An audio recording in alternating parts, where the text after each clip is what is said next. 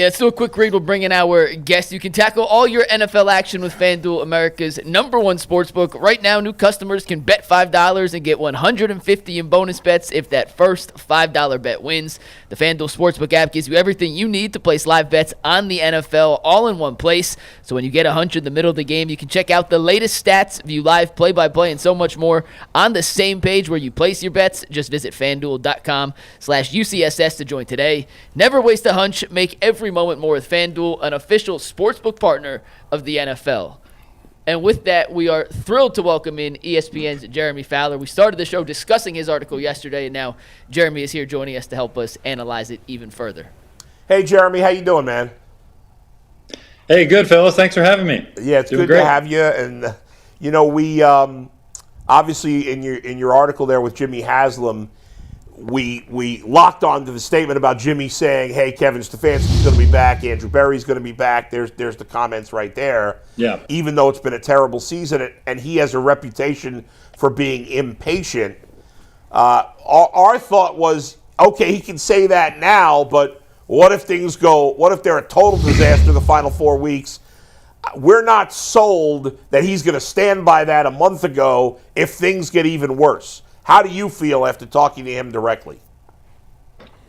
Well, even going into that conversation, I felt fairly good about Kevin Stefanski and Andrew Berry coming back. Certainly it's you don't always speak in absolutes of these things. John Mara, the Giants owner, comes to mind. He said that he wants to keep Brian Daboll and Joe Schoen, the GM, said that very publicly. If it's week 17 and MetLife Stadium's half full and the team has 2 wins, who knows, right? So. Yeah.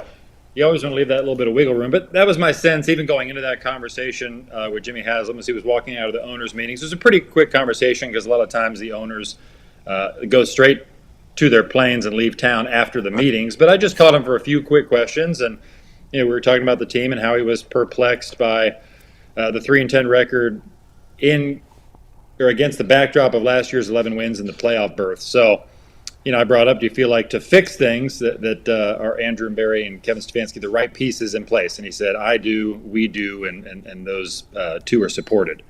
So, certainly a vote of confidence, but you never know with these things. He didn't say definitively that they're going to be here for the next 2 years or 4 years or anything like that, but it was sort of confirmation for what I was hearing is that all signs are pointing to them being back.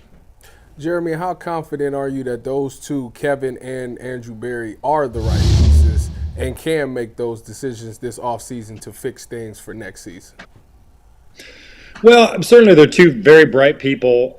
I spent a little time in Cleveland a couple weeks ago. I popped into town on a Monday after the win they had, the divisional game. Which win was that? It might have been the Bengals win. No, the Steelers snow game. Steelers, yeah. So that Monday I showed up into town. Yeah. And, talking to some players in the locker room like Joel Bitonio, a few others, they did say that they felt like Kevin Stefanski has connected with the locker room a little bit more than he had in the past, which I thought was interesting.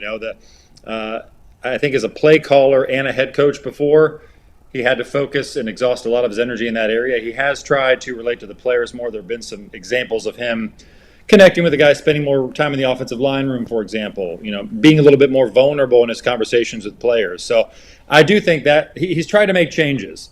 And so I think that can help long term. This is already a coach that's certainly proven worthy with 2 Coach of the Year awards. And so, I think that the national perception of Stefanski is still pretty good. It's hard to come out of a 3-win season.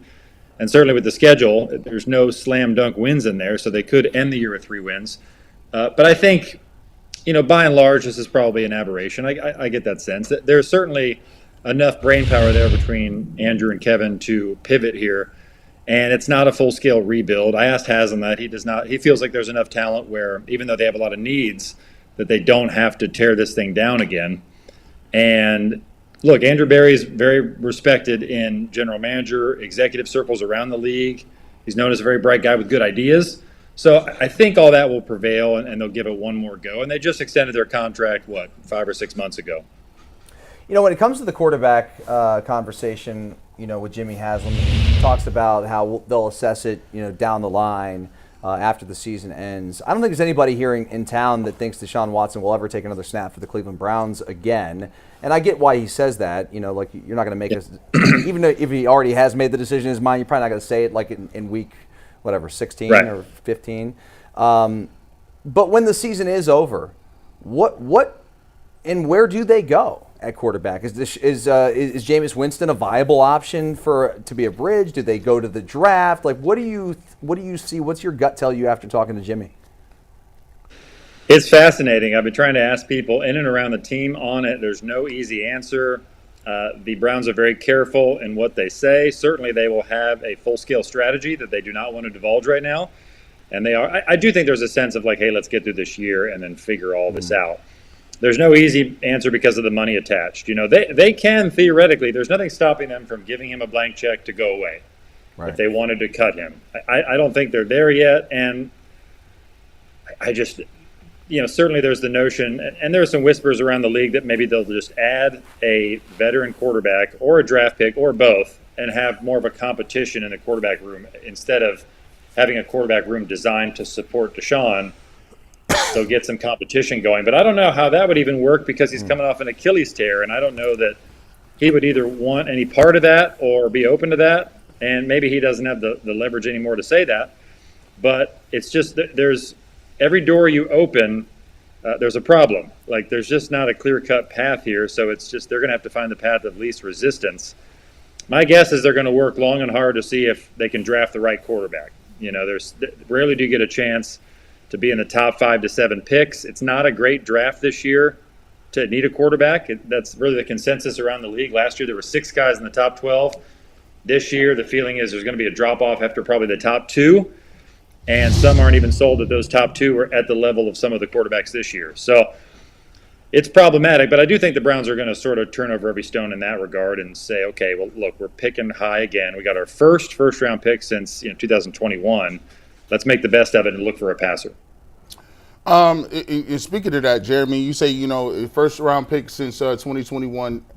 Kevin Stefanski has not really had an opportunity to pick a quarterback. You look at Baker Mayfield was already here when he got here. He did the best with that. Most people say that Kevin Stefanski does a really good job of getting the most out of his quarterbacks. Do you think this is an opportunity that Kevin Stefanski does get to pick that quarterback and lead the charge? And or are there some specters or some people behind the scenes, and I'll throw the name DePodesta out there. Have you found out what he does yet? Have you talked to him? Do you have a beat on his whereabouts, what he does, or his job title, and might he play into the search as well? Yeah, not exactly to the second part. I still don't know the full-scale answer there. I'll stick with the quarterback part with Kevin. I mean, certainly he would be heavily involved in the decision. He has not picked a quarterback. He's had success with really every other quarterback. Deshaun's really the only player that he hasn't been able to maximize, I would say. Jameis is going to throw away some picks, but he's playing pretty well otherwise. And he's got 3 300-yard games and 6 starts. And, they have a system and a structure in place with, some of the zone blocking schemes that they've had with Stefanski over the years where you're going to be able to run the ball. And quarterbacks around it have had success, whether it's Jacoby Brissett, Baker Mayfield, list goes on. So I don't see any reason why they couldn't do the same thing and get the best out of him. That's what's so fascinating about Watson. And you bring in Ken Dorsey, in part, or the feeling is they brought him in to help expand Deshaun Watson with different principles of a more spread-it-out attack, RPO stuff that's going to help him. And so they were trying to blend all that together on the fly while developing Watson, and then he gets hurt. So it's just hard to pinpoint what kind of direction they would go. I feel really safe saying the status quo is one avenue that they just won't take. Like, they have to do something different. There will be different quarterbacks in the room. There will be a whole new outlook. Jeremy, let's wrap it up with a selfish question from me that our fans don't care about. Please tell me the Bengals are going to fire Zach Taylor at the end of the season, even though I know they probably won't. I don't think so. But it's funny. I've had, sometimes coaches will text around or they'll text me like, hey, you hear anything on Cincinnati or he might be on the hot seat? Like, there is, for some reason, that is going around a little bit in coaching circles. Yeah. But I don't expect anything. I'd be surprised. Now I could see some staff changes maybe to sort of revitalize things behind the scenes, get some new input. But Look, it's one of the best offenses in the NFL right now too. So I don't see it. They've got a good thing going with Joe Burrow and what they do with Taylor's offense. I guess if Joe Burrow wants him out, they should fire him. But if Joe Burrow doesn't, then you can't do it. All right, fair enough. He's pretty prized that kind of power. Yeah. Jeremy, thank you, buddy. We appreciate it, man. Hey, thanks, guys. Appreciate you having me. Thanks, Jeremy.